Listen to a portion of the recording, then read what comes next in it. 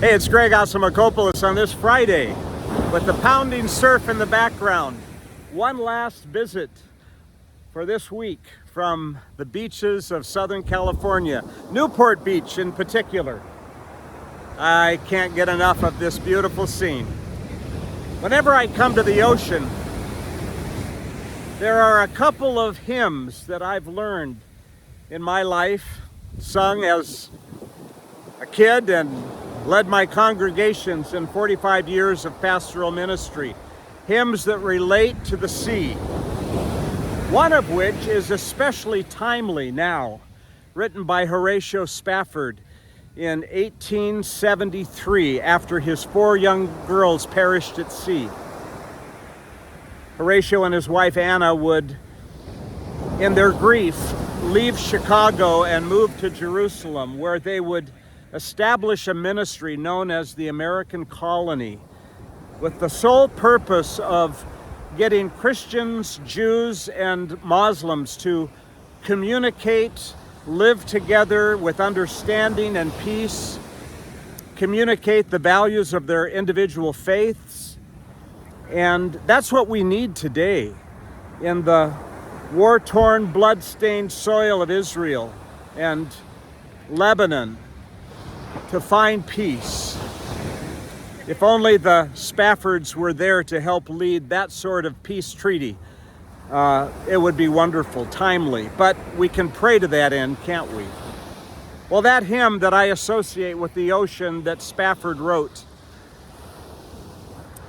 when peace like a river attendeth my way, when sorrows like sea billows roll, whatever my lot, thou hast taught me to say, it is well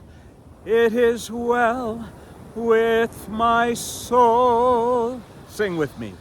It is well with my soul. It is well with my soul. Yes, the vision of what Horatio and Anna Spafford sought to accomplish in Jerusalem is the kind of peace that we need to pray for in Gaza, in Jerusalem, in northern Israel, in Lebanon, that there might be a way to end this violence and death. Well, there's another hymn that when I come to the ocean, I think about. It's one that my mom taught me. I used to sing it with her as a duet. And maybe you know this one. It's called The Love of God. And it begins this way.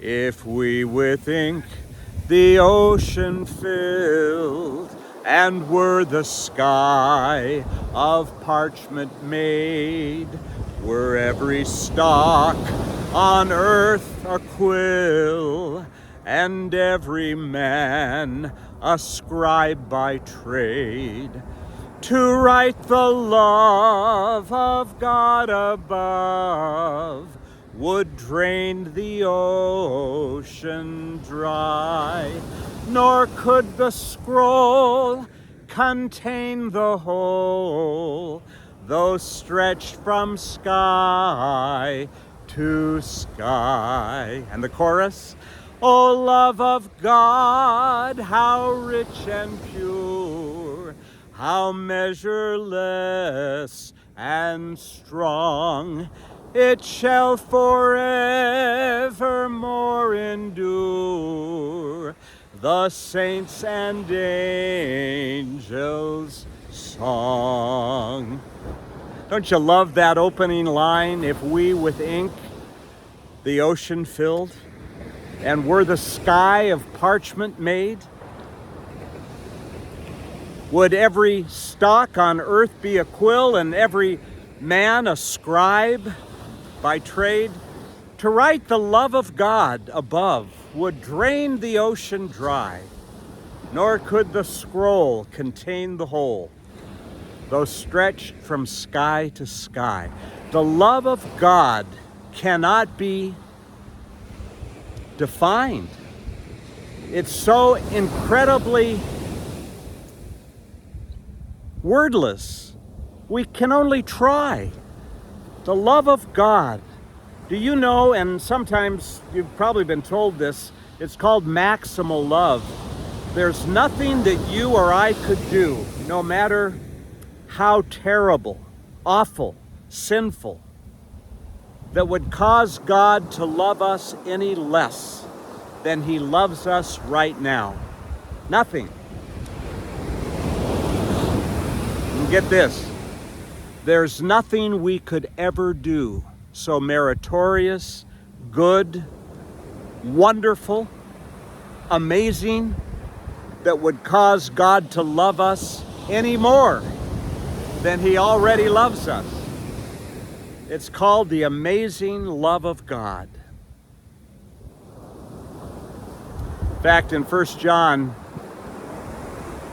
the apostle writes these words, "Behold, what love the Father has for us, that we should be called the children of God, for that is exactly who we are."